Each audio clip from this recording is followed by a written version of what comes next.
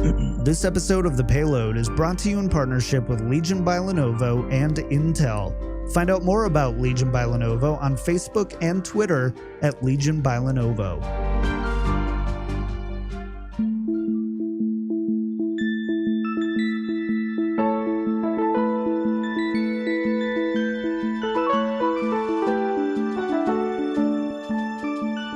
The podcast for heroes in the world of Overwatch. This is The Payload.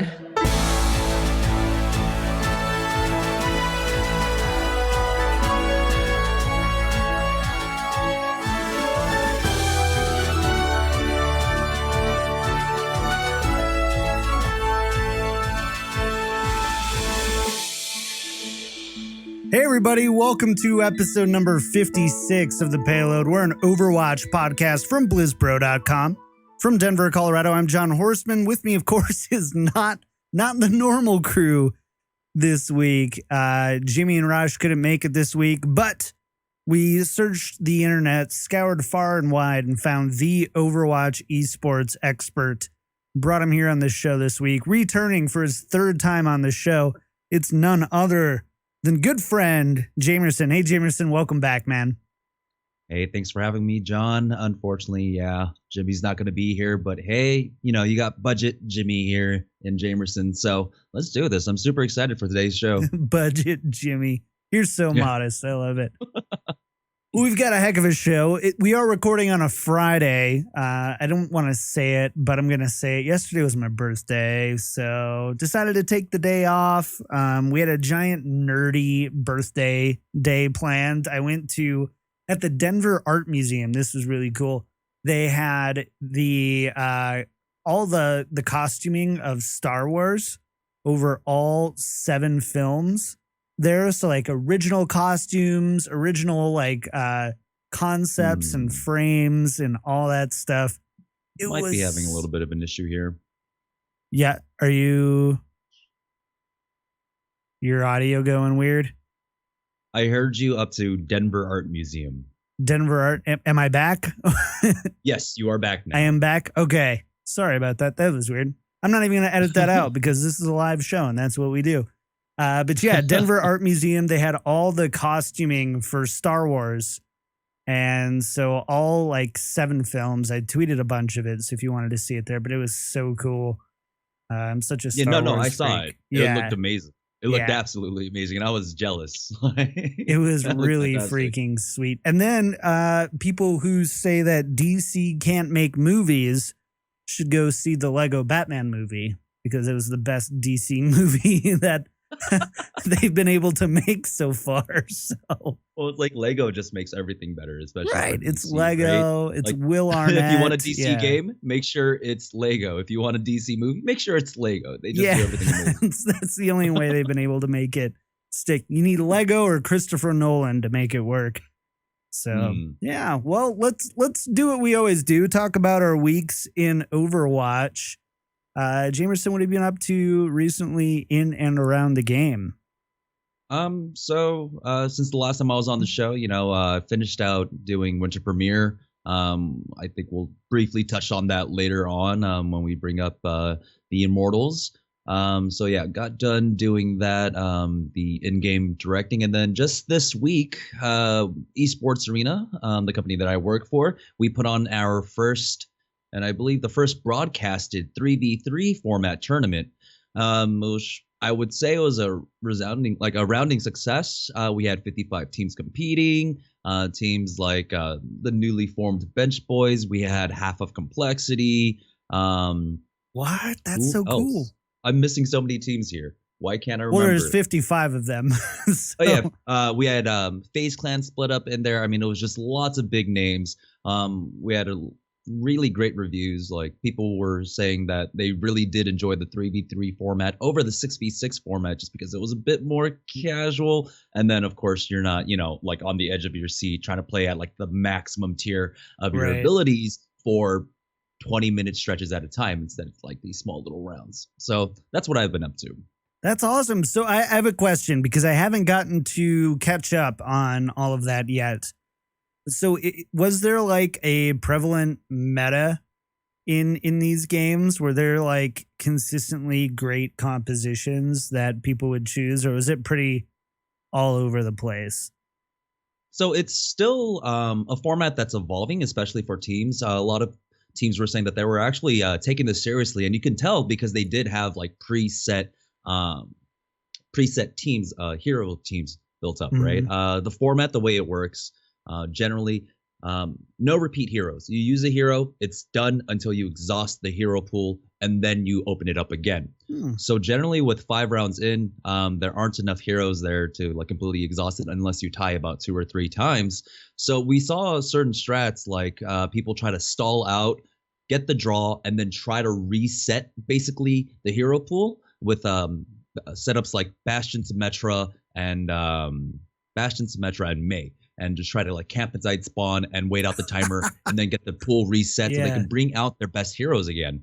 Other strats that we saw, of course, there was the pharmacy, very prevalent, usually used in conjunction with like a soldier 76. So the pharmacy take to the sky, 76 sustains himself on the ground. And then we also saw the use of Lucio. Now, in this format, really, you see how Lucio is stunted in his healing ability. He's great when he needs to heal up 5 other members, but when it's only 2 other members, his healing is not the greatest. So you really do have to like weigh the benefits of trying to amp up his healing or amp up his speed.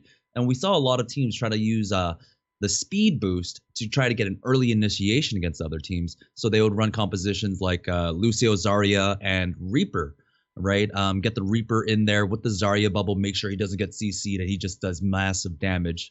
And then, of course, it's just bring in Roadhog whenever you can, because Roadhog is just, he's a beast. Yeah, that's funny. Well, that's really interesting. I didn't know if it would just be kind of a free-for-all, a couple of obvious combinations like Fair Mercy, like you said. But that's really neat. I can't wait to catch up on that. That's what my Saturday is going to be dedicated to, is catching up on this. So I'm really excited to do that. And congrats on the new casting gig. That's going to be awesome too. So cool.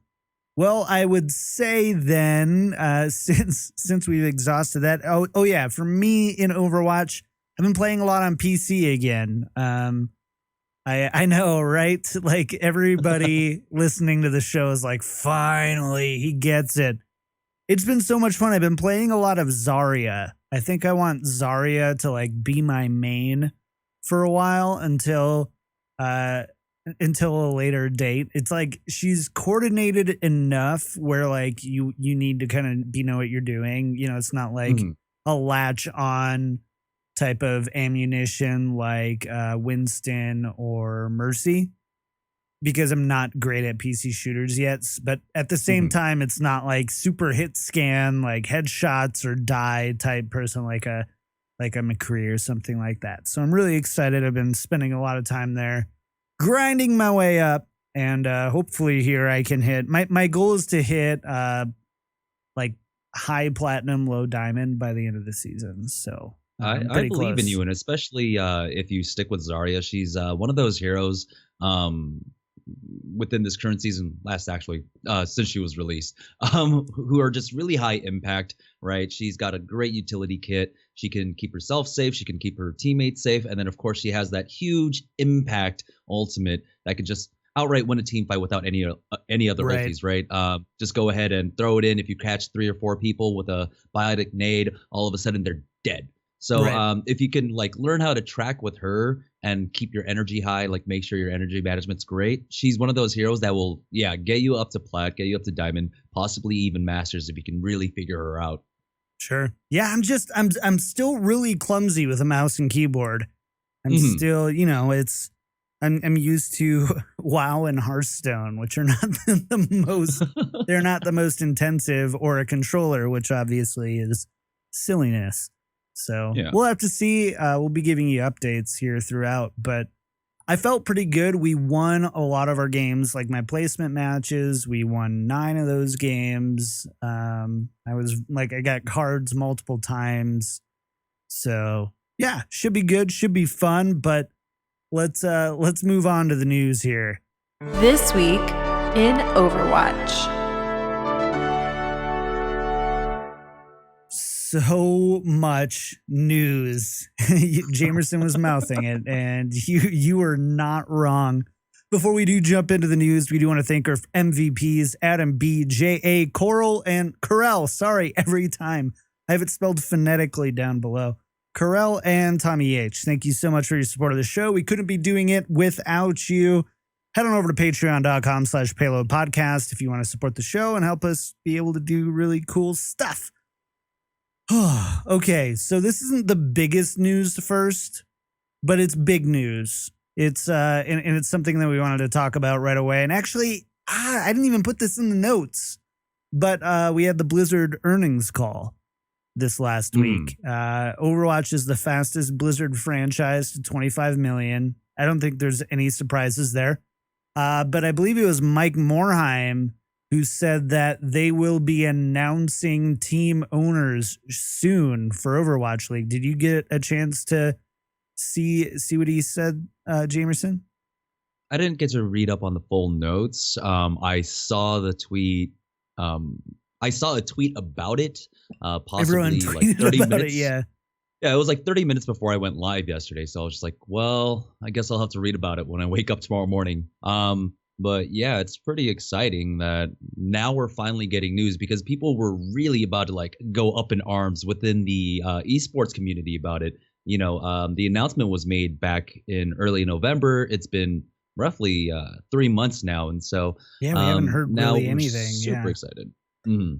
Yeah, it's about time. And I think a lot of this, I think it was last week on Reddit, somebody posted this long, scathing post about how Blizzard isn't taking Overwatch esports seriously. And honestly, I'm not even gonna try to like be diplomatic about it. I thought most of it was crap because we're not even at a year-old game yet, right?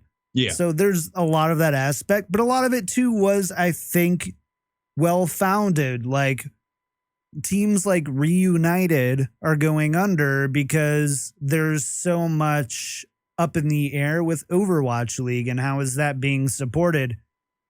Teams aren't able to sign players to long-term contracts because they're not necessarily sure what Overwatch is going to look like in a couple months. And while we got like that rough timeline on Overwatch League of what happens next, I think next thing is we get team owner announcements. And after that, I think is the combine. And, we have that, but people were just kind of like, hey, what's going on? Are we waiting into the second half of 2017 before we get the ball rolling here? Because the video is very obviously kind of alluding to like early to mid 2017 for when the ball felt like it would be rolling. So I'm kind of interested. Do you think we're going to be hearing, like, how soon do you think that we're going to be hearing about something next, Jamerson? I'm going to say sooner rather than later. Very diplomatic of you. There's things I know that I can't like really sure, talk about. I get it. Yeah, fair enough. But if you're looking at how Blizzard has been reacting in terms of tournament licenses, right? They haven't been giving out as many, and that's because they have a certain schedule they want to, stay on top of. So they've got to make sure, like, man, this is really difficult to do. Sorry, we didn't discuss this beforehand, so I didn't know that there was anything to not talk about. I think we're in good shape. It just took them a really long time to announce it. The schedule looks like basically what everyone expected after that announcement. I think we're going to be in good shape. I don't have full confirmation. This is all speculation on information that I have, but I think we're in good shape. Unfortunately, yeah, like you had said, there were teams like Reunited that had to go under, but we are seeing like an influx of attention coming in from non-endemic brands and sponsors and, like sports organizations, which can make it a bit easier for the teams at this point to try and maintain what they're doing. Speaking of which, it's like Splyce, right? They just had a new influx of like investors, which is why they're able to field the new Overwatch roster. And so I think the players, while it looked a little dicey, for the last few months, they shouldn't be as worried as they are. Blizzard is notorious for sticking to timelines, but communicating them not as early as they possibly could or the community is necessarily wanting. And part of it's just because people are so loyal to Blizzard. As soon as Blizzard knows it, we as fans want to know it, which isn't, necessarily feasible. But there's also the set of it too, where it kind of reminds me a lot of like Apple. Apple announces an iPhone on Friday and you can get it next Friday kind of thing. And we're okay with that because we all love our iPhones. So it's kind of like that same thing. So no doubt, I never was really worried about it. I was more just like, I just want to geek out on this. I've been wearing this shirt for every day since BlizzCon, basically. At some point, Katie knows I had to buy a second one because I wore my first one so much. It's my favorite shirt. So I'm just ready for Overwatch League. Always get two. Always get two. That's why you're the pro and I'm the casual. So that was part of the news, but we did get a new PTR patch and a pretty big one for you stationary shooters there who don't want to move a whole lot. I'm just kidding. It's a joke. But we saw pretty big changes to Bastion, Diva, Mei, Mercy. And we're just going to go through down the list and talk about them a little bit. The big one, though, was Bastion. Yep. Pretty big.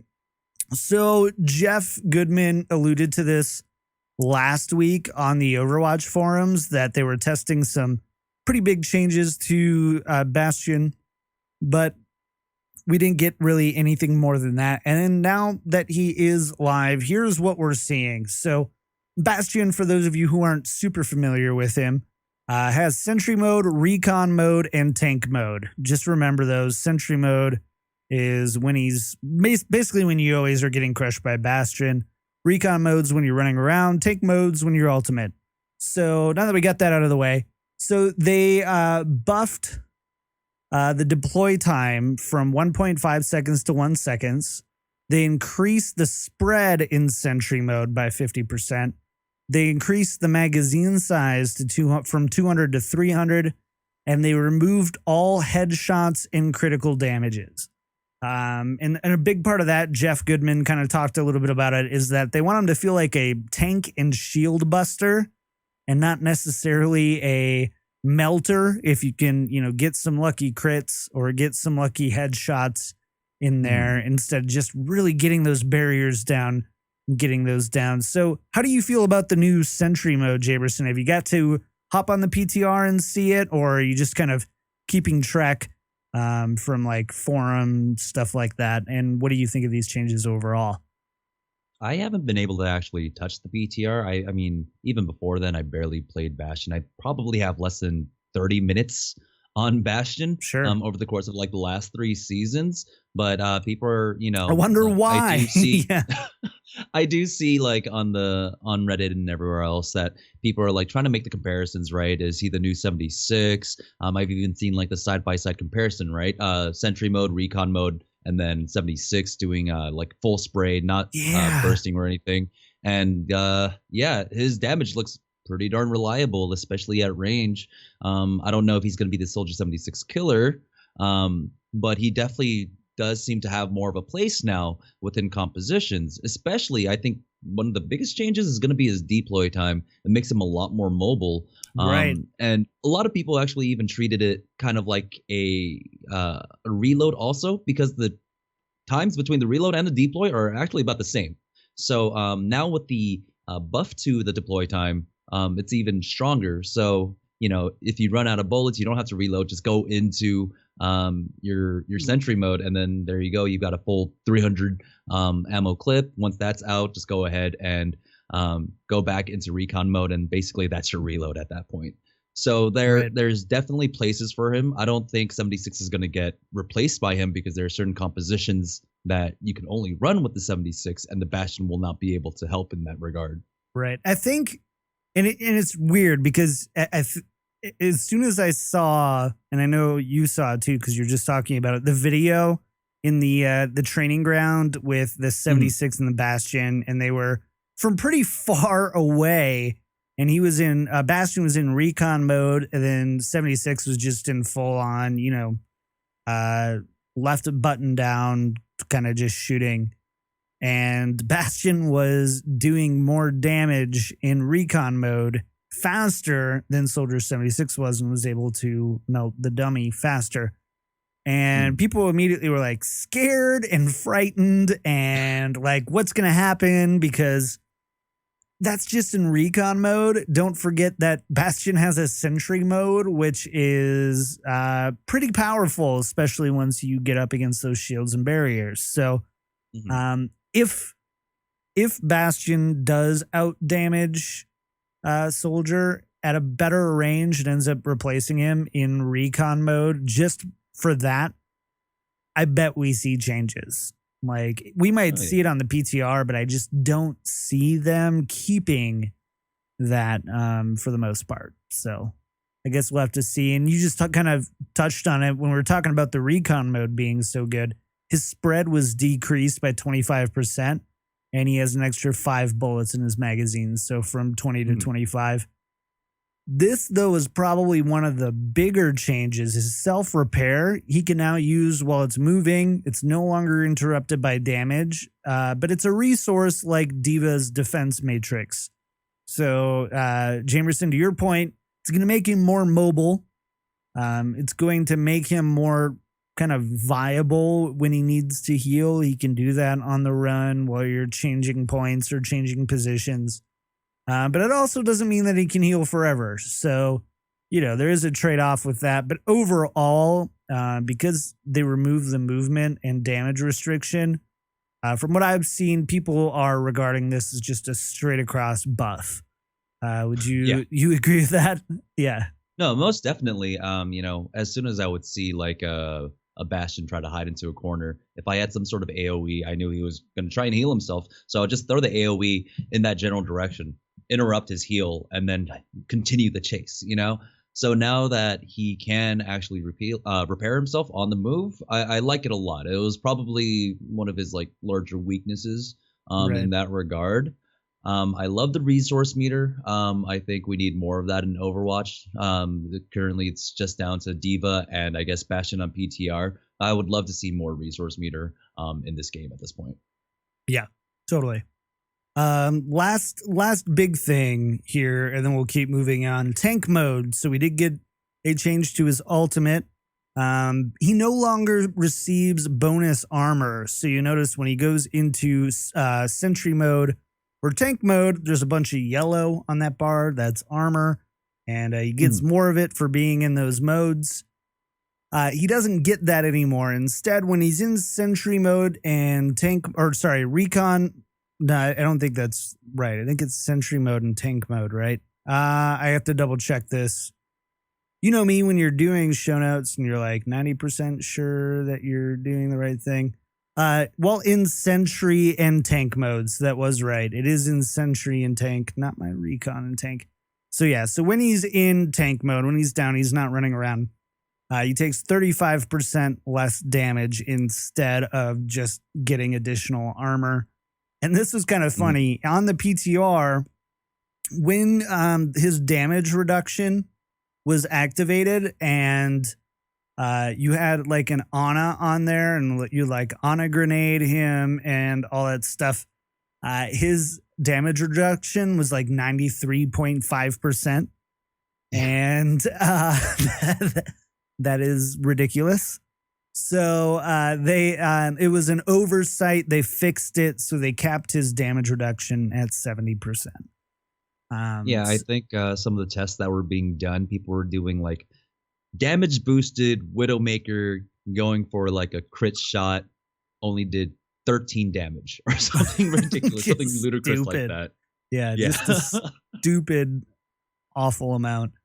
So overall, Bastion changes. How do you feel about these ones, Jamerson? Do you think that next Apex week we're gonna see Taimu on the Bastion, or is it just more like, hey, Now he's more viable, and you'll see him beyond just those bronze, silver, and gold games, or in super specific situations. Personally, I'm terrified for my own games first, because it's going to be a long time before people actually learn how to play against Bastion, because he's going to be brought into situations where you're not expecting him, right? Generally, either you see him on like defense, they're trying to go for a hold, or they post him up onto like the payload with a Reinhardt shield just to keep him alive.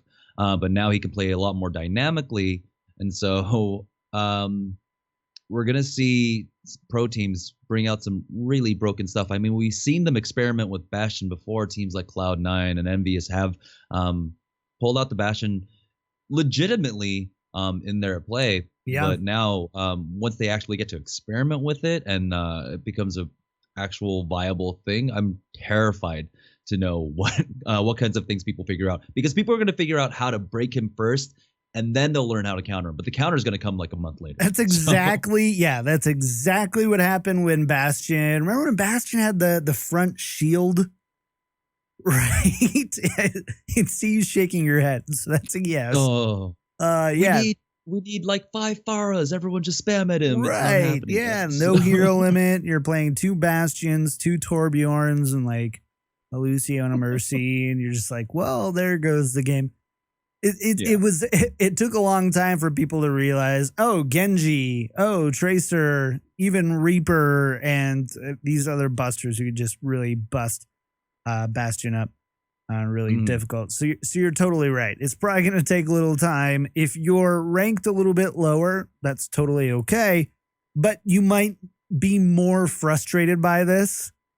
And you can either choose to be the Bastion or be the team that loses to the Bastion, probably for the first week or so after it comes out. So be the Bastion, guy. Be the Bastion you want to see in the world. Be the Bastion. I love it. So that's the big change. D.Va did finally get the change to her defense matrix to where there is no minimum amount of space of oh my god, space is fine. There's no minimum amount of space between an opponent's muzzle at the end of their gun and an opponent before the matrix picks that up. So one of the biggest interactions of that is it used to be like Roadhog. Roadhog would hook whatever, your Lucio, and even with the defense matrix protecting your Lucio, he would still die because his gun was right next to Lucio.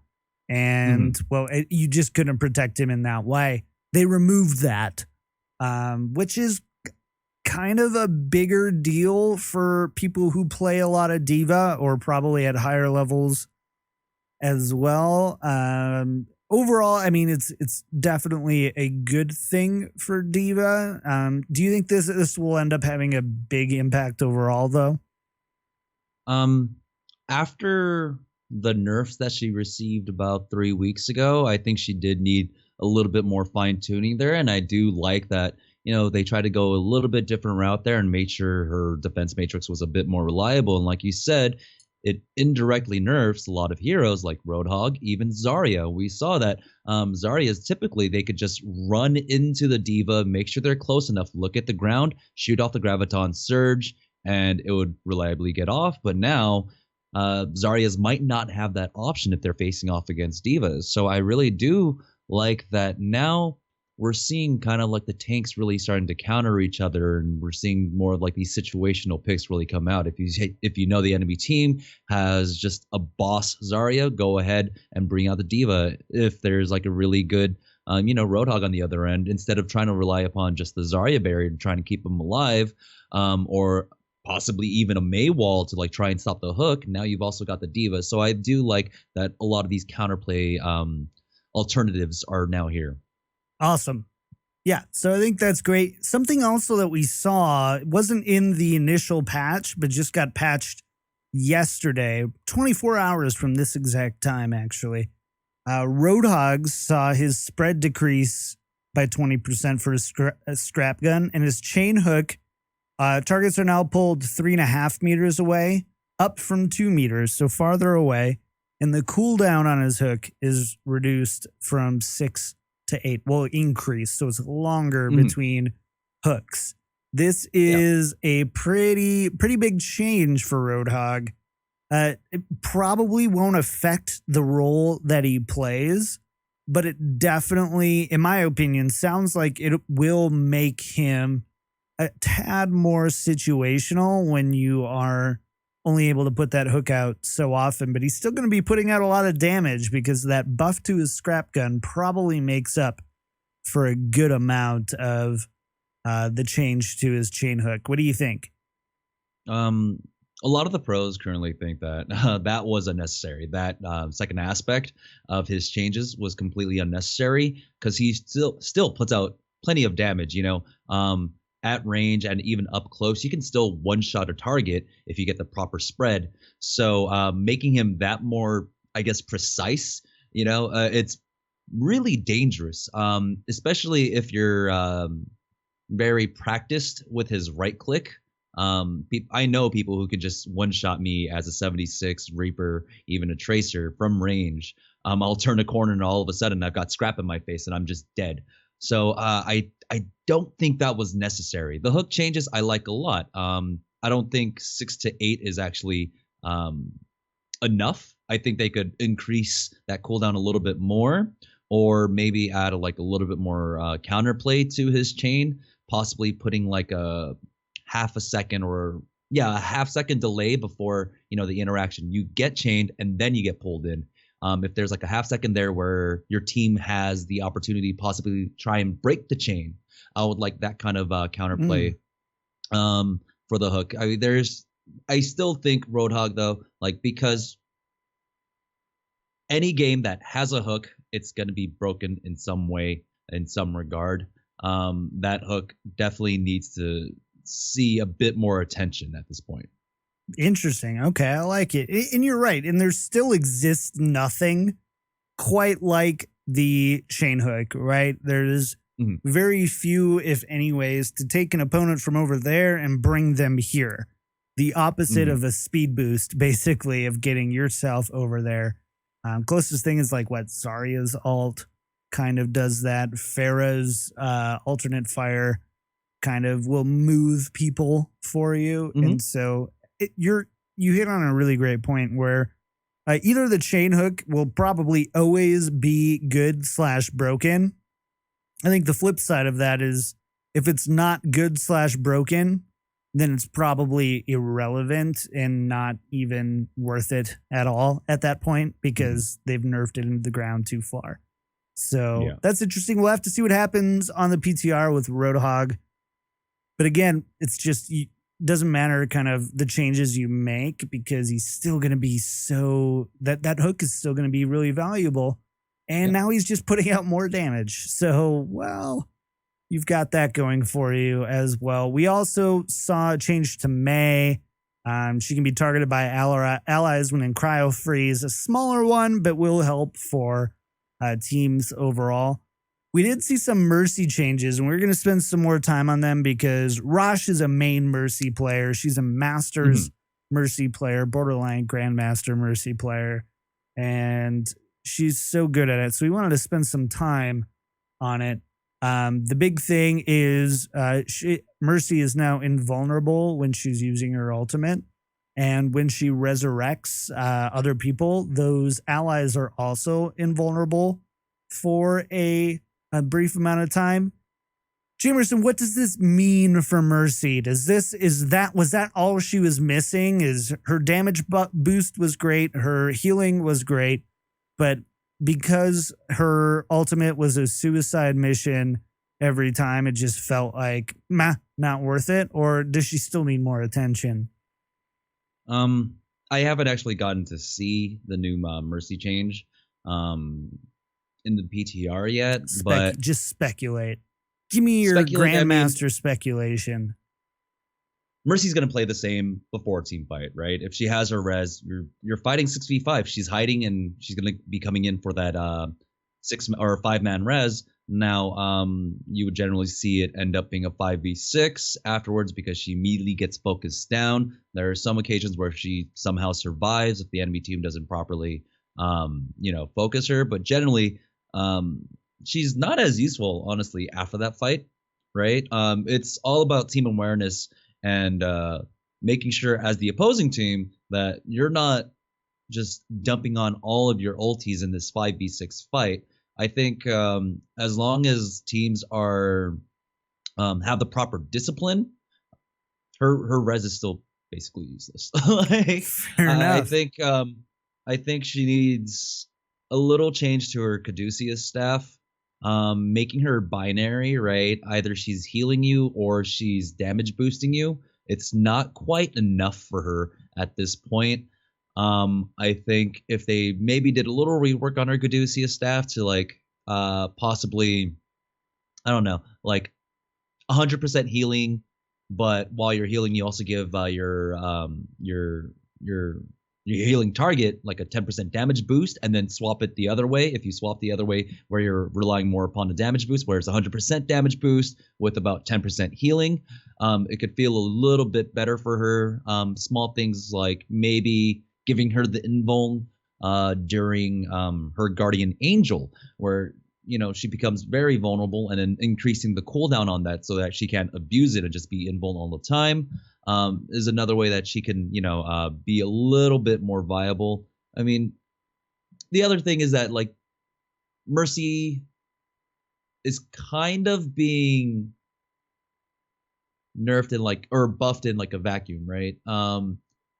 Mercy works really well when there's a Pharah. Unfortunately, if there is not a Pharah, most teams aren't going to be running her. So you might have to also bring Pharah more in line, more viable before we see more. Yeah, it's a great thought. It's a great thought. I didn't even think about that one, so I'm glad you brought that up. Last couple of things here before we jump onto the actual big news. Sombra, Widowmaker, Zarya, Zenyatta, and Mercy all have additional sensitivity options for some of their abilities. So especially for people who main certain heroes, more options to fine-tune their gameplay to use, only a good thing. Eichenwald, the second gate now that you have, so when you go up to not the one right after you capture, but the second one when you're going into the castle, it does not close completely after you break through. Instead, there's rubble there, so it's partially broken. Should be nice to have. It's something where you only have those two ways in, two small doorways in on offense.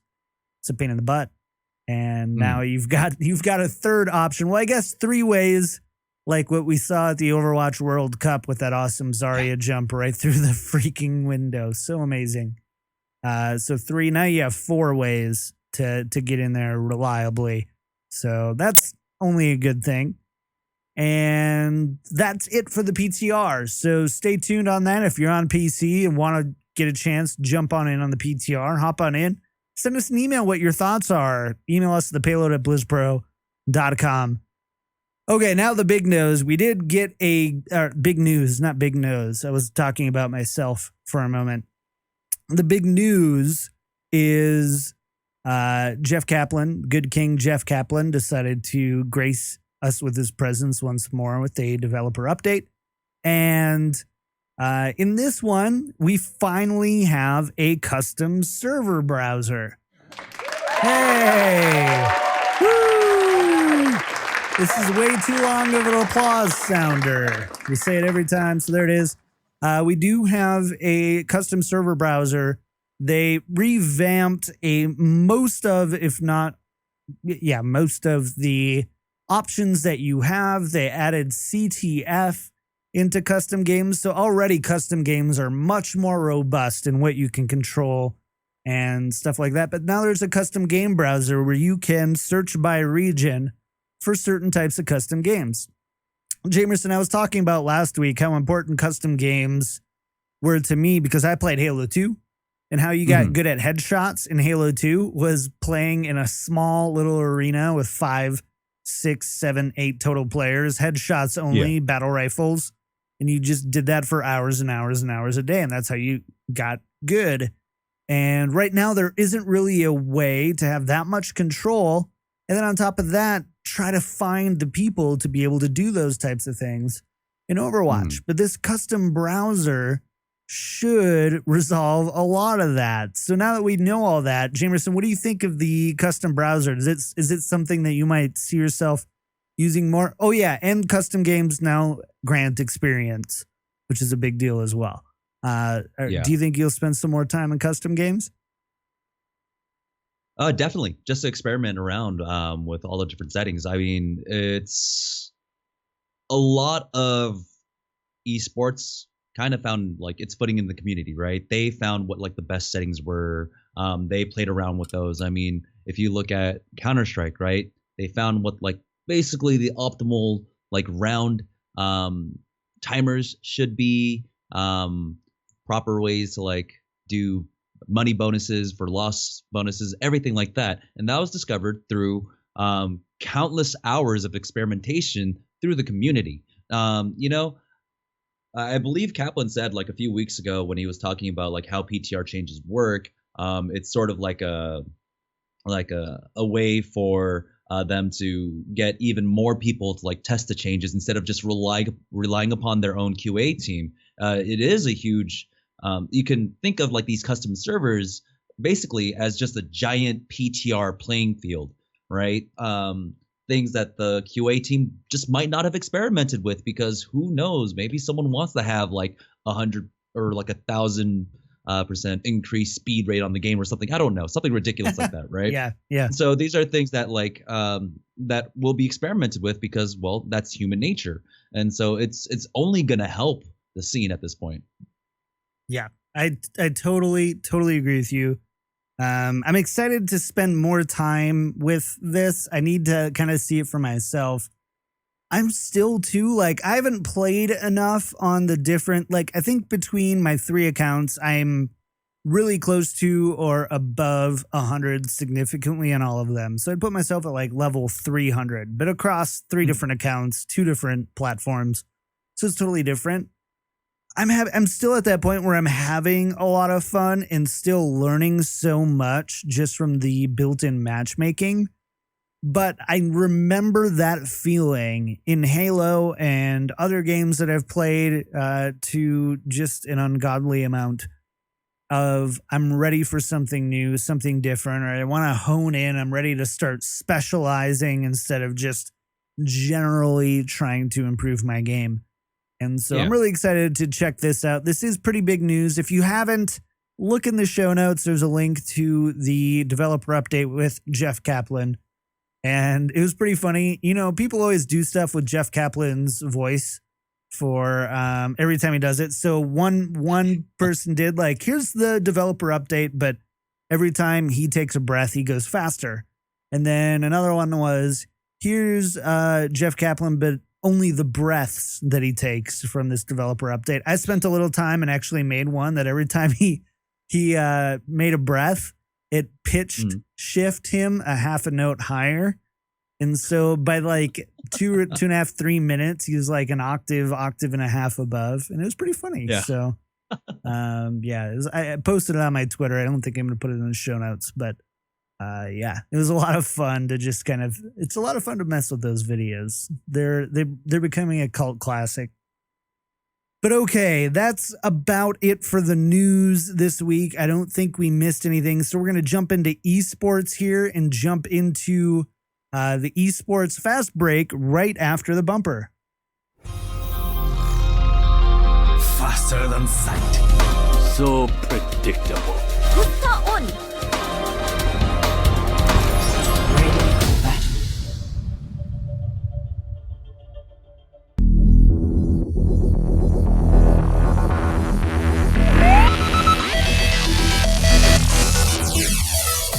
This is the Esports Fast Break for February 3rd through February 10th. This week on the Esports Fast Break, a group of promising up-and-coming teams compete at the Strivewire Monthly Brawl. We get our first look at the new Tempo Storm at the Haste Overwatch Finals. And Apex Season 2 keeps on rolling with 2 World Team matches this week, including Misfits fighting to keep a spot in the playoffs. To start, let's go to the Haste Overwatch Finals, where new teams and familiar faces fight for their spot in the competitive Overwatch spotlight. This tournament included some major esports organizations like Tempo Storm, Counter Logic Gaming, Method, and Gale Force Esports, as well as some lesser-known names like Hammers Esports, Envision Esports, Nameless, and Doot Doot. This tournament was an interesting one. Every single match was a sweep. In the grand finals, it was a match against the February monthly Melee winners, Hammers Esports, versus the near-completely revamped Tempo Storm. Hammers Esports wins the tournament, sweeping Tempo Storm 3-0. Switching gears, Strivewire has begun to host their monthly Overwatch Brawl. While many of these teams are unknown, it did include some larger organizations like Team Dignitas and Gamers Origin, as well as the heart of the former reunited roster in X Reunited. The results were largely what was to be expected, with the top 4 consisting of Dignitas, X Reunited, Gamers Origin, and X-Rocks. In the grand finals, the X Reunited roster swept Gamers Origin 3-0. Lastly, we saw a handful of matches at Korean-based Overwatch Apex Season 2. In the hotly anticipated matchup between Luxury Watch Blue and Lunatic High, Scandal took most of the headlines. While LW Blue has been plagued by out-of-game distractions, Lunatic High were forced to compete without Lidajan and Dean after news broke of inappropriate interactions with female fans. Despite the setback, Lunatic High upset Luxury Watch Blue 3-1 and now lead Group B. Konbok Spirit defeated Kongdu Uncia 3-0, Kongdu Panthera crushes Runaway 3-0, and Envious took a commanding win against BK Stars. In the battle between Misfits and Afrika Freaks Red, Misfits stay alive, defeating Afrika Freaks Red 3-0. Next week, we'll see Cloud9 take on Afrika Freaks Blue,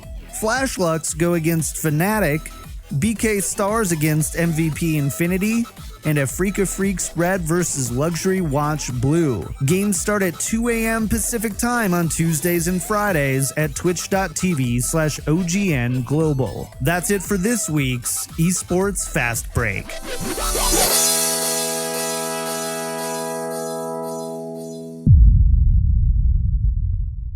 All right, that's it. We're all caught up. Jamerson, that's everything that happened this last week. So now we don't have to spend 15 minutes talking about that, and we can talk about the big stories. And I wanted to ask, I'm actually really happy that we got you on the show this week, because there's a lot that has happened in esports in Overwatch. And it just feels like I'm hoping we're at a little bit of a crescendo here and things slow down a little bit, because it's changing too much too quickly for me. So first and foremost, Hammers Esports. So Hammers Esports upset Luminosity at the monthly Melee earlier this month. I think like it was like the first or second day of the month. And that was kind of the first real high placement that they kind of had. And then now they went ahead and they won again, this time defeating Tempo Storm here. Is Hammers Esports for real? Should they be up there with like Misfits and, you know, some of those other teams? Are they that good right now? What do you think? Well, there are a lot of issues that you have to actually consider when it comes to like these defeats. Yes, Hammers Esports, they just got picked up, I believe, like a few weeks ago or about a month ago, formerly Bird Noises. They were making, you know, a name for themselves in like the monthlies beforehand. But, you know, LG still dealing with getting their roster over here in North America. Tempo Storm, they were gutted completely, right? There's two people who were on the roster now that they were there in November, which is the last time that they played at any sort of tournament. Yeah, the strange thing about Tempo Storm is that they've actually been in a rebuilding period since what you mentioned. They were working with Seamoose for about the last 2 months before he left for, I guess, creative differences, essentially. So there's still a roster that's not completely built the way that they had probably envisioned. So there's still a lot of things, you know, I mean, not to like discount Hammers Esports. They played fantastically, but there were, you know, mitigating issues to LG and to Tempo Storm in their performance at that point. Sure. No, I think that's great. And I'm glad you brought that up because it's that type of insight that even somebody who I hit all the major tournaments, I nerd out on the over.gg and Winston's lab. And it's like, that's the kind of stuff though, where you need somebody who gets paid the big bucks to talk about these big bucks, who has a lot of fun talking about those things. So there it is. Really glad you brought that up. So Tempo Storm hitting second then, do you think that that's a good sign for Tempo Storm then? I mean, I don't think it can be bad, but these weren't necessarily the biggest and toughest names in Overwatch esports either. Yeah, I mean, the problem with Tempo Storm was that, they've been running tryouts for 2 months, and they've been rotating in people every other week. And so they haven't really found their complete chemistry yet. Once they establish that roster, make sure it's completely solidified, then I believe they'll start turning some heads. Same thing with Luminosity at this point. Luminosity, once they're fully established, they're all in their gaming house and they're all playing together, like things will look good for them too. Because I mean, they performed really well during the winter premiere too. Right. Now it's true. Now you're talking a lot, and a big thing, one of the big things that I hear you saying is that team chemistry is really important when it comes to winning in Overwatch. And I don't think anybody could debate that realistically. It's a hugely synergistic game, and having teammates that know each other is only a good thing in this game. But we did see something with Apex Season 2 where we actually saw Lunatic High lose 2 of their players this week and still upset Luxury Watch Blue 3-1. So are they just playing at such a high, different level than Tempo Storm and Hammer's Esports to where they can do that? Was it a fluke? Is it a combination of both? Is it what do you think that is then? Why do you think that Lunatic High was able to take such a demanding victory against Luxury Watch Blue? So there are actually a lot of things I could talk about here. I've been following the Korean scene since probably June or May of last year. So Cool. All of these players, I've come to know them really well. I've actually gotten to meet most of them. I actually cast one of the more hype Lunatic High and Luxury Watch matches in their InVen Global Grand Championships when I was actually over in Korea, where LW were able to beat Lunatic High. I believe the scoreline was like 4-2. Lunatic High have always struggled against the Luxury Watch brand, in particular the Luxury Watch Red brand. But I think they finally were able to get a read on how Flower played. I think they did a really good job of shutting him down. Now the other thing is that on the side of LW Blue, remember it's like the combination, right, of the LW Red DPS and then the LW Blue, everyone else. They're rebuilding LW Red right now, right? Yeah. Lunatic High actually fared a lot better against LW Blue brand. You have to remember, Lunatic High always lost to LW Red. So I wouldn't call it an upset to say that they beat LW Blue. LW Blue, most of that roster, the majority of that roster actually struggle against Lunatic High, and generally Lunatic High would make them look pretty darn silly.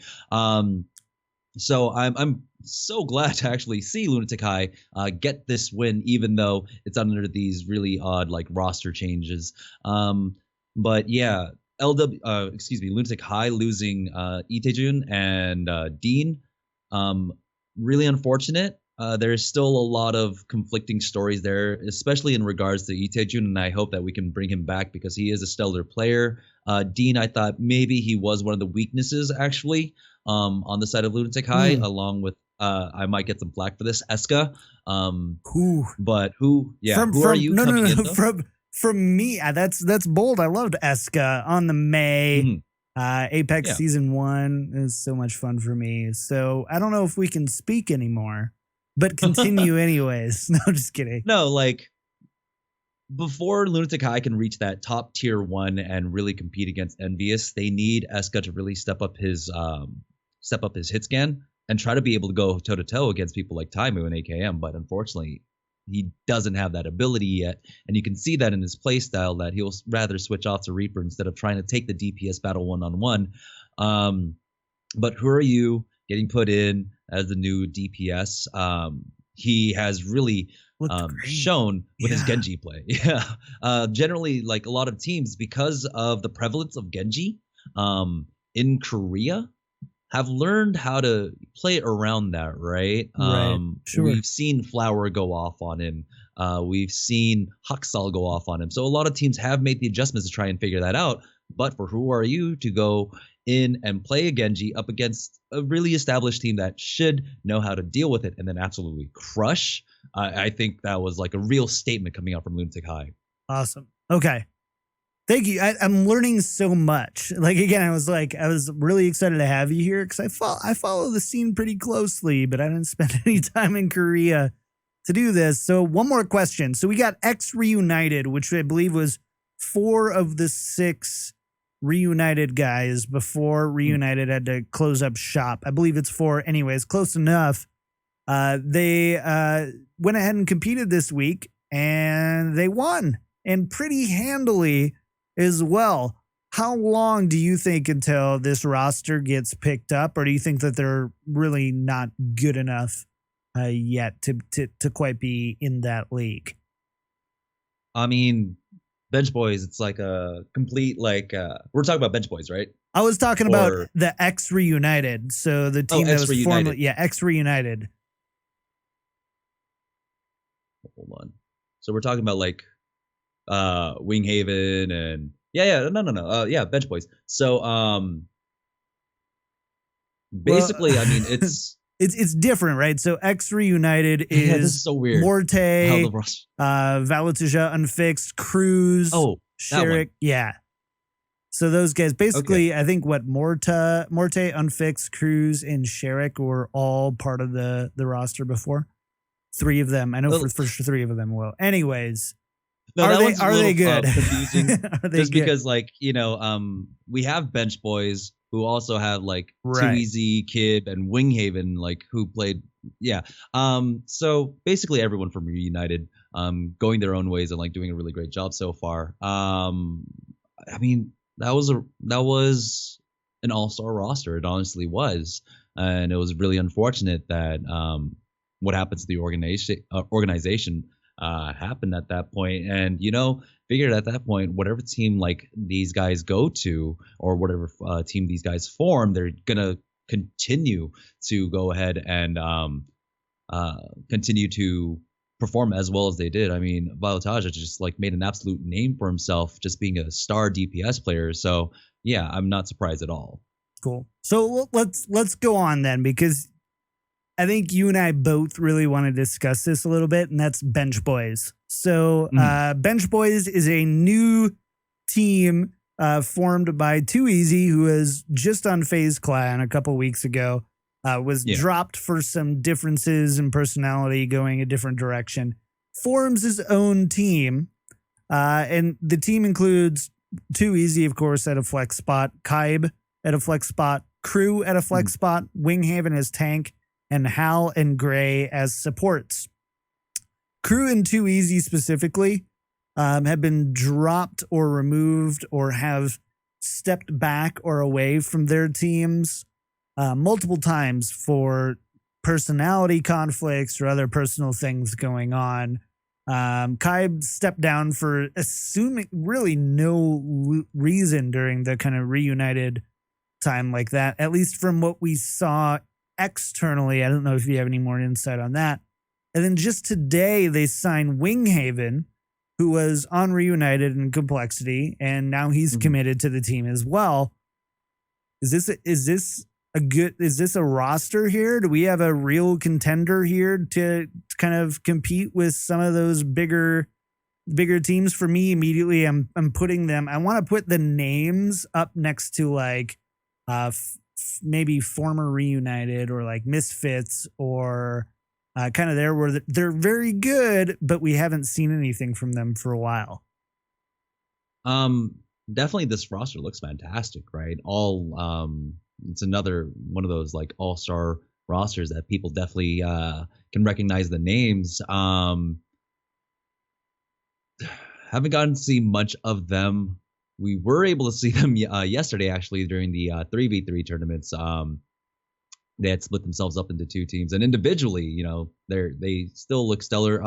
Kib looks a little bit shaky on Genji, but I mean, it's also a 3v3, so it's a completely different format and completely different environment where you're trying to play Genji. But I mean, I'm super excited to have Kib back. When he was, filling in a little bit during the winter premiere, didn't look as comfortable. He was also playing with ping issues. But yeah, like these are all players I still want to see in the scene, regardless of like possible like in-game chemistry that they might have with the team or like with other players within the community.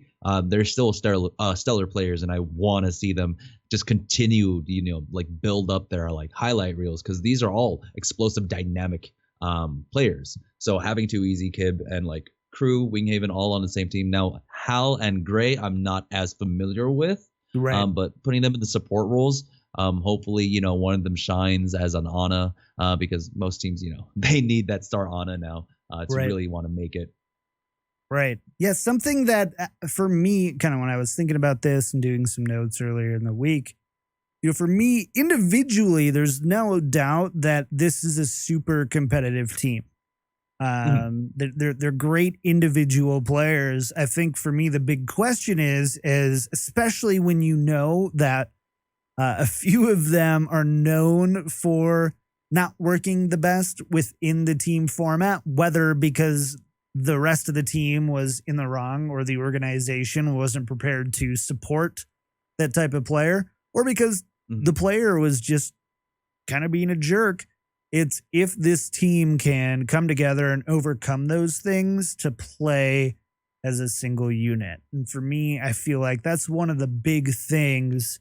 Take the names out of it, keep the skill for them to succeed. Do you think there's any other things maybe missing that they might need, or is it just, or do you think that that's pretty spot on? Right now, one of the most interesting things is that this is actually a really diverse roster. Generally, you've been seeing a lot of these teams try to build up one national identity, right? You've got the Swedes, you've got the Spanish team, you got the French team. Sure. But this is one of those ragtag group of players, coming from all corners of Europe to come together. So hopefully, their team chemistry will work out. Luckily, all of them speak English to a good extent. So the language barrier, not as much of an issue, but they might have difficulty, trying to play as coordinated as all these other teams who are all just either speaking French or Spanish or German or what have you. So they do have their uphill struggle. And of course, once again, to try to commit the time that is necessary to be on the top levels of Overwatch, you do need an organization. And at this point, they need one sooner rather than later, especially with the timeline of what's going on with the Overwatch League. Sure. Cool. All right. So 2 more things I want to hit on here, and then we'll get out of here for the week. The former latter half of Kungarna, so half went to Ghost. The other half, Ajax, Connor J, and I forget the third name. Anyways, they opted to not sign with Ghost at the end of the winter premiere, and those who have not chose to sign actually formed and merged with Splyce. So we've got this new roster here. So Jamerson, what's going on with this? You're the one who kind of popped it my way, so I bet you have a better grasp on it overall than I do. So the insight on that is that the inside news on that, basically the split was known before the end of winter premiere amongst the team that was going to happen. They just wanted to finish off that tournament. Sure. Now Makes the sense, thing between Ghost and Splyce was that apparently, I don't know if I can talk about this. Don't risk it. Don't risk it. Well, like I said earlier, Splyce has a new investor, a lot of money coming in. Just basically came down to a bidding war for Michael Baby Bay, and iRemix. So Ghost, even though they have a decent amount of money to like work with, it's just something that was not feasible for them at that point. I mean, they were, from what I know from Ghost, they were like full-fledged there. Yeah, we want to build this roster up. We're good. We've got the house. We want to move like the players in within a week. But players, they're thinking about their careers. Money's kind of important. So Splyce was just able to like offer them a better deal at that point. And then the other half of Ghost of Kungarna, unfortunately, I guess people can glean what's going on with Blam and Connor J right now. Essentially, TSM is what's happening with Ajax announcing his departure from TSM, even though it wasn't announced yet. So that roster is getting built up right now on the side of TSM. I don't know with the departure of Ajax if they're going to be continuing on with Connor J and Blam. You should go play with. You should go play with Bench Boys with the amount of teams he's getting benched on. Yeah. So that's still up in the air. I don't know exactly what's going on with TSM, but they really are focusing on building a brand within Overwatch, or building their brand within Overwatch. They're doing it very carefully, especially with how their initial reception was in the scene, trying to pick up the then Code 7 squad that fell through because of, I guess, scandal within the scene. So they're just full on trying to avoid any and all scandal and just build up the best team that they can. Cool. That's interesting. I'm definitely going to keep a closer eye on that, because those are there's a few players right now who there's just little whispers about where they're going and what's going on. Other organizations, just whispers on the cusp of signing these teams. So pretty exciting overall. Okay, last thing I wanted to get with you while we're here, Jamerson, is Over.gg announced or published their world rankings of their top 10 players in the world. And I wanted to discuss with you a little bit about who you thought was the best and who would be in your top 5 and go from there. So make sure to hop over to Over.gg, read the whole article, because it's great. I love the stuff that they're doing at Over.gg. So first, Envious, number 1 in the world. Is there any way to contest that Envious is the best team in the world right now, Jamerson, or do you just have to put Envious at number 1? Envious is number 1, hands down. There's no contesting that whatsoever.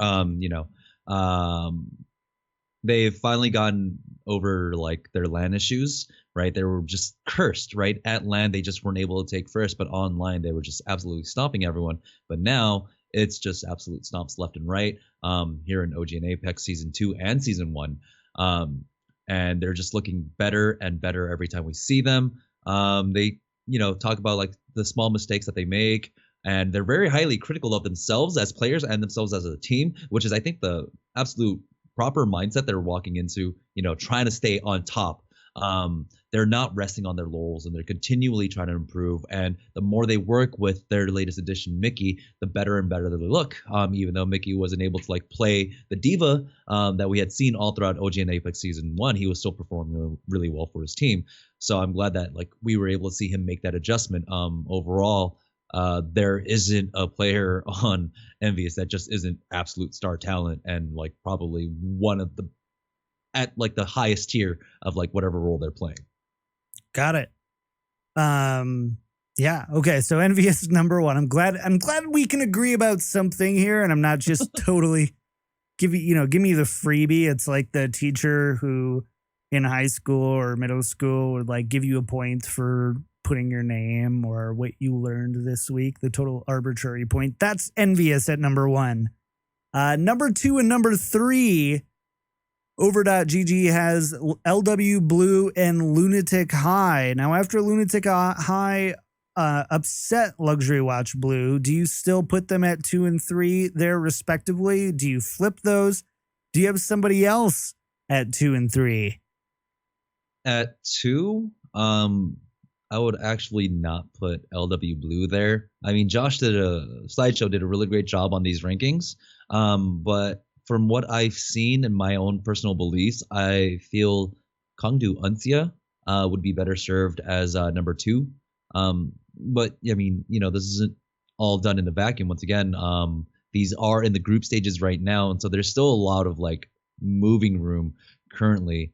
Right. I think Lunatic High probably at the right place there around 3. I don't think they are the best team in Korea, but they have the talent, and they have like what am I looking up? What word am I looking for here? Yeah, the talent is there, and so is the potential. There, got it. Get better. Great potential, like it. Yeah. Cool. But I mean, it's really difficult to call Korea at this point because, like I said, it's all in group stages. We're not getting to see the matchups that we want to see until later on in the season. And even then, like what we saw in Apex Season 1, there were upsets like left and right. Teams coming out from nowhere to make sure that they secured their spot in like the semifinals and everything. So like Korea is just really contentious at this point. Sure. I don't think the only gripe I have with like this ranking of the top 10, and it's not Josh's fault at all. It's just the way current Overwatch competitive has worked out with like the top NA and EU teams in Korea competing against the Koreans. We don't get to see actually the other like, I guess, tier 2 or really good NA and EU teams compete in that exact same kind of litmus test there. So it's very difficult for Josh to try to like make this ranking because, as you notice, there's a lot of Korean teams on the top 10 there. Right. And probably in many cases, rightfully so. They're still very proficient in Overwatch. Do you think that Cloud9, with their recent addition of Gods and how they've been playing at Apex Season 2, albeit not much, do you think that they deserve a spot here in the top 10? I think Cloud9 over Meta Athena. I don't think Meta Athena should be in the top 10 here. I agree with you. They're a roster that still has a lot to prove. I believe they made their way through the Challengers series, right, of Apex to qualify into Apex Season 2. So there's still a lot to learn about that roster. I don't think they are quite tested properly. Sure. So Meta Athena is probably the standout there, and then possibly even AF Blue. They are not looking the same anymore, and I think AF Blue might have fallen out of like the tier 1 of Korea. Sure. Okay, now you got me curious here, so I'm just gonna start asking you questions, and you did not get to prepare for these at all. So, Immortals. We've got Immortals at number 10 here. Immortals just recently won the winter premiere. Quite handily as well, mind you. It was they did very well at the winter premiere. Number 10 still the highest that they get, or do you think that they get to jump up a few spots as well? 10 is looking pretty good. They are definitely one of the best teams in North America right now. And the thing is, they've been a relatively stable roster for a really long time now. I mean, when was the last time Verbo came in during winter premiere, and that was like the last switch up they had, moving Chance off into coach, into the coaching position, and then back into Tank, winter premiere, and then back into back into Tank, because unfortunately there were visa issues for Nami. Yeah. And a lot of people touted like Nomi as like probably one of the best performances during winter premiere leading up to the semifinals. And so to be like playing with, I guess, that handicap was a bit difficult for them, but they still persevered and they got that 3-1 victory, 3-1 over Ghost there. Like I called it. I don't want to like sound a little cocky here, but like I called it. Be cocky. That's why we have you here, to be cocky and be right. So when we were flying in to work on that, when we were flying to PAX South, I was just like, yeah, if this goes to Ghost and Immortals, it's going to be 3-1. Like, Immortals take this. Like, it's just, that's what's going to happen. And that's what they did. And they look stellar, right? Right. Grim Reality really got to show off what he can do once he gets his hands on McCree. Agility's getting crazy plays off when he got onto his McCree, or not, excuse me, when he got into his Genji. We even got to see like Hyped had some really great plays, and Chance for not having like really like played with the team because of the entirety of January being Winter Premiere qualifiers, or the group stages, and it was Nomi playing. For Chance to like step in and like be able to maintain his composure and be that foundation of the team, as the coach, as the Reinhardt, he did a fantastic job. Yeah. I think they're in a really good spot once like Grim Reality and I believe Agilities also, they're both 17. Once they can actually, not have to put in the daily 8 to 3 high school grind and then just focus straight on Overwatch, they are going to be absolute monsters. When can these kids get out of school and start playing video games? I like it. Right? What an amazing time to be alive. That's good. And I'm really glad here. So I think you brought up some amazing thoughts about this list. And I'm really excited. I wrote most of them down so I can review it for later. But time is money, friends, and we're almost flat broke. We got to get out of here. It's been a heck of a show. It's been a long show, especially for just two guys talking about Overwatch. It's been a while, but it was a lot of fun, man. So first, Jamerson, thank you so much for being here, especially on such a short notice. I gave you, about an hour and a half? So yeah, it was fine. I went to the gym, I came back, and I was like, yeah, let's do this. Awesome. So. Well, it's always a pleasure having you. You've always got a seat on the payload. But let's go ahead and get out of here. First and foremost, if you have comments, questions you'd like on the show or off the show, please, if you don't want it on the show, just say it in the email. Send us an email to thepayload@blizzpro.com, and I do a pretty good job at responding. I'm back into it. I think I missed a few over the last couple of weeks. So do that first and foremost. Second, Patreon. Our show is 100% financially supported by our fans. So if you like the show, want to support the show, and want to get in on some of the game nights that we're doing with Patreon, we're hanging out in discord.gg/BlizzPro talking about Overwatch throughout the week. Head on over to patreon.com/Payload Podcast. And a special thank you to our MVPs, Adam A, J.A., Carell, and Tommy H. Thank you so much. We're really close to our merch store, so we can get a Payload t-shirt and then send them to all of our guests who are casting everywhere else and pay them to wear it. I'm just kidding. So we're really close to that. No new iTunes reviews, but one of the easiest, simplest, and least expensive ways to support the show besides listening is to leave a 5-star iTunes review. Head on over to iTunes, type in Overwatch. We're usually sitting in the 3rd through 5th slot right there. Hit the payload, leave a review, leave 5-star, leave a comment, and we'll read your name on the show. So go ahead and do that. That's it, though. Let's go ahead. Jamerson, where can people find you throughout the week?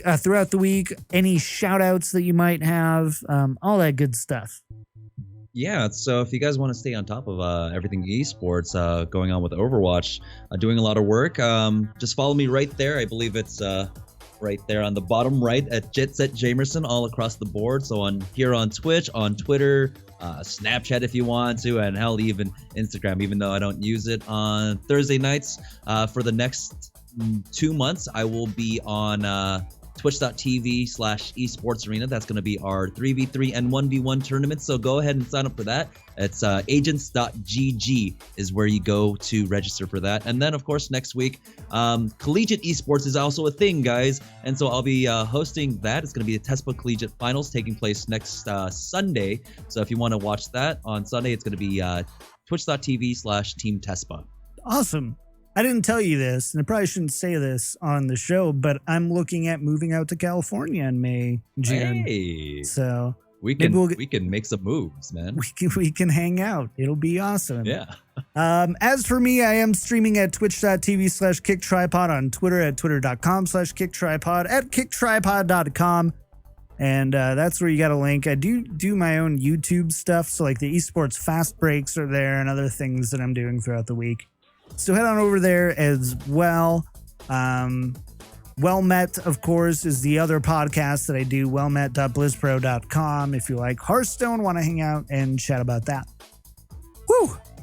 Jamerson, I think we did it. I think we're out of here. Thank you so much again for being here, man. It's always a blast to have you. Thank you for having me. I definitely enjoyed my time tonight. Awesome. It's because you don't have Jimmy and Rosh interrupting us. We can just be alone all by ourselves. I'm just kidding. They never do that. I miss Jimmy and Rosh. I do too. Can't wait to see you guys next week. Jimmy and Rosh, this one's for you. Let's go ahead, though. Let's get out of here then. We're out of time, so we'll do it. So thank you for tuning in to episode 56 of The Payload. You can find more great Overwatch stuff throughout the week at overwatch.blizzpro.com. The show records live every Thursday at 7 p.m. Pacific at twitch.tv/blizzpro, and we are on Twitter at Payload Podcast. The Payload is primarily supported by you, our fans. Join the Payload family and find out how we can support you at patreon.com/Payload Podcast. And we love your emails. Send us your questions and comments to thepayload@blizzpro.com, and your 5-star reviews too. Send those there to iTunes and we will mispronounce your name on the next show. And of course, a special thank you to Jake Buttineau for our awesome music. This has been episode number 56 of The Payload. We'll see you all next week. Bye, everybody. Bye.